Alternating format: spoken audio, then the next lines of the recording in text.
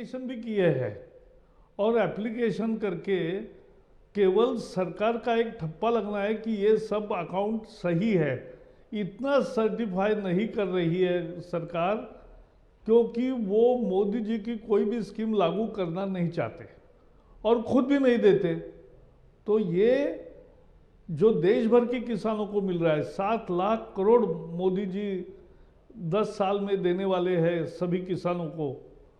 और देखो, आपको याद होगा कांग्रेस ने 2009 में एक घोषणा की कि कर्ज माफी होगी और उस पर वो चुनाव जीत गए, लेकिन वो 53,000 करोड़ का केवल खर्चा आया उसमें।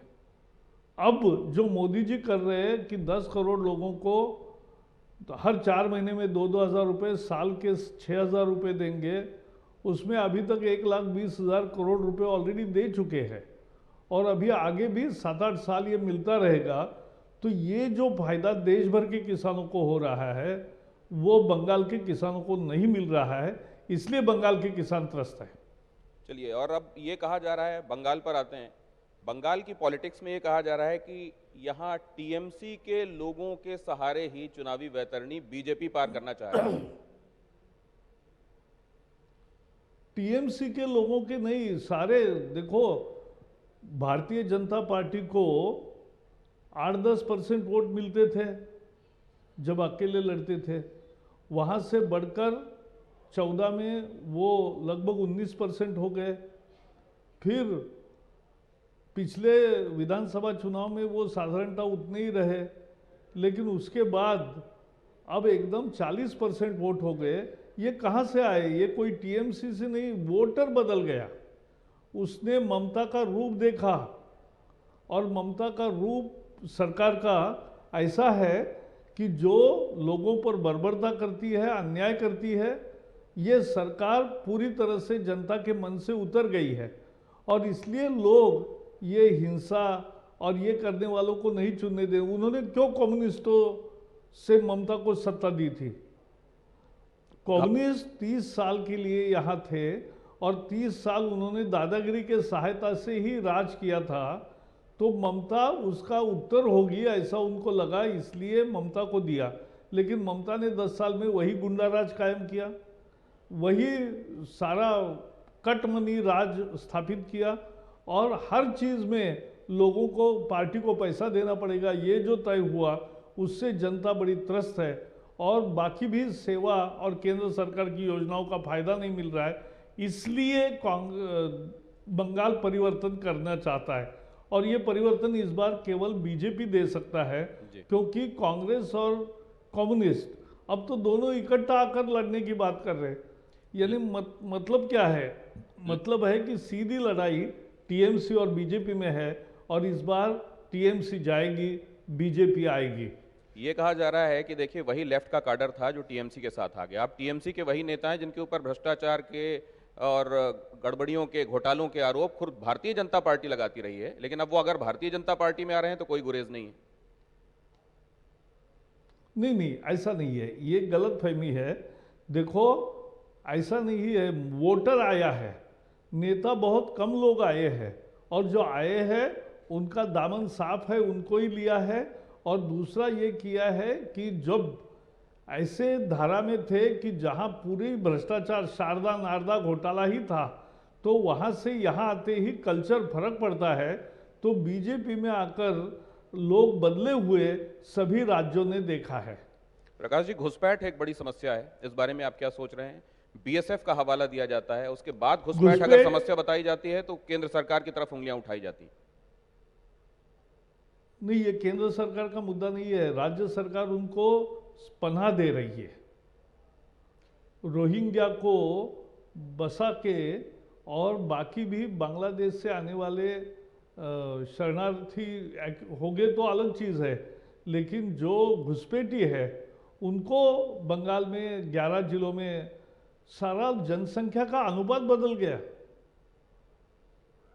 जहां पहले अनुपात समझो ऐसा है कि किसी एक कोई समुदाय 60% है, कोई समुदाय 20% है, कोई समुदाय और 17-18% है, तो ये बदल गया और एक ही समुदाय अगर 80-80% होने लगा तो ये अचानक कहाँ से बाढ़ आई?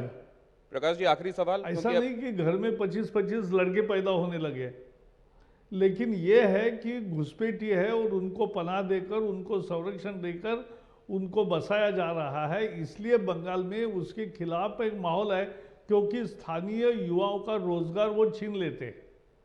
ठीक, आखिरी सवाल ये कि इजरायली दूतावास के बाहर जो हुआ उस बारे में बहुत सारे कयास लग रहे हैं, लोगों में बातें भी चल रही हैं, आधिकारिक रूप से अगर आप कुछ कहना चाहें। आधिकारिक रूप से तो विदेश मंत्रालय ही उस पर ध्यान दे रहा है, सबसे संपर्क है, पुलिस इन्वेस्टिगेशन जारी है, सारी एजेंसियां काम में लगी है, पर्दाफाश होगा, गुनहगारों को सजा होगी और वो कब्जे में आएंगे, ये मुझे पूरा विश्वास है। बाकी जब ऑनगोइंग इन्वेस्टिगेशन है तो पुलिस और बाकी जो इन्वेस्टिगेशन एजेंसीज है उनके ही प्रवक्ता इसके बारे में जानकारी देते हैं। जब तक फाइनल रिजल्ट नहीं आता हम उस पर टिप्पणी करना अच्छा नहीं मानते। कुणाल मेरे साथ हैं, प्रकाश जी, वो आपसे सवाल करेंगे। प्रकाश जी, मैं कुणाल हूँ, TV9 बांग्ला के जोर से। ये कहा जा रहा है कि बंगाल में कि आप पॉलिटिक्स को ऐसी जगह ले गए, अभी इलेक्शन से पहले आप लोग और तृणमूल कांग्रेस जो देश के ग्रेट लीडर्स है, जो नेता थे, नेताजी सुभाष चंद्र बोस जैसे लीडर्स को आप नहीं छोड़ रहे। आपने पहले तो ममता बनर्जी ने घोषणा की थी देश नायक दिवस, बाद में आप पराक्रम दिवस घोषणा कर दिए, बीच में ये नेताजी को लेके आप पॉलिटिक्स शुरू कर दिए, वोट पॉलिटिक्स। ये तृणमूल कांग्रेस का भी आपके खिलाफ ये कहना है, क्या बोलेंगे?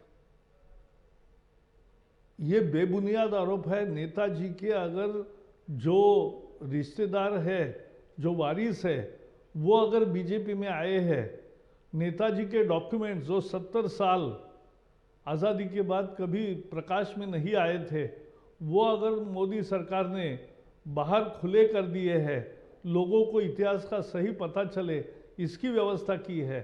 नेताजी के जयंती पर पराक्रम दिवस की घोषणा करके पूरे देश में युवाओं को जोड़ने का एक अगर कार्यक्रम बनाया है, ये थोड़ा ही ना बंगाल के चुनाव का मुद्दा है।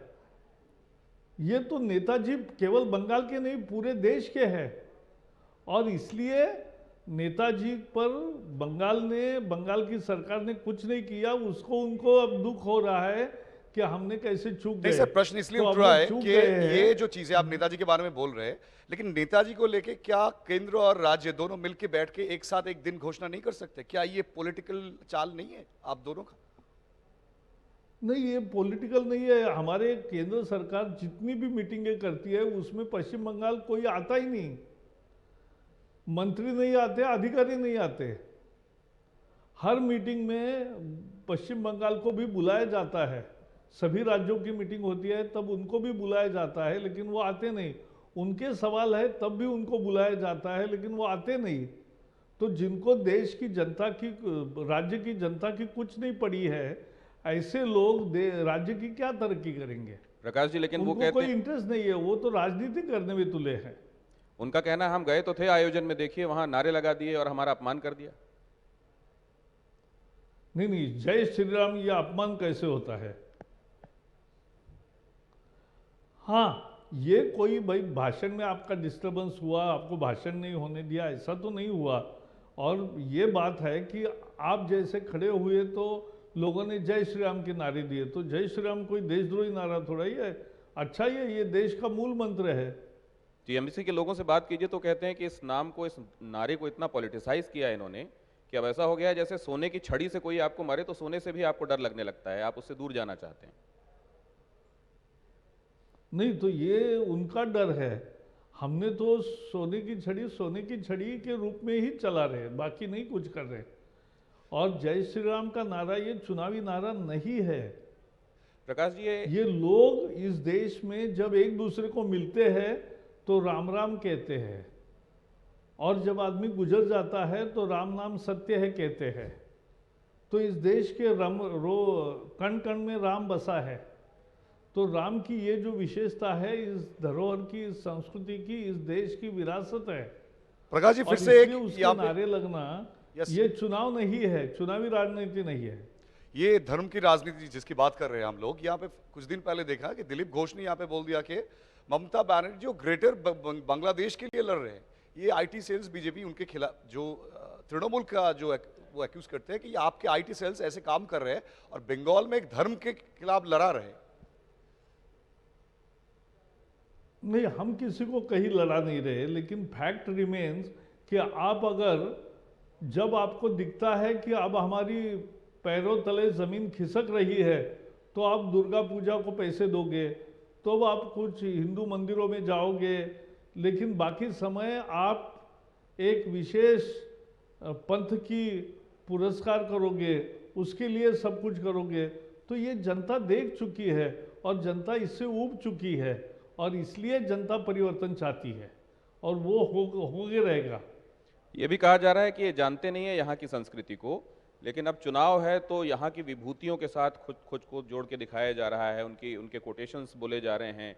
यहाँ तक कि संसद में जब राष्ट्रपति का अभिभाषण हुआ तो उसमें कहा गया कि देखिए यहाँ पर भी आपको इस समय बंगाल की जो विभूतियाँ हैं उनकी कही हुई बातों की झलक मिल रही है और ये ऐसे ही नहीं है, इसके पीछे कुछ है।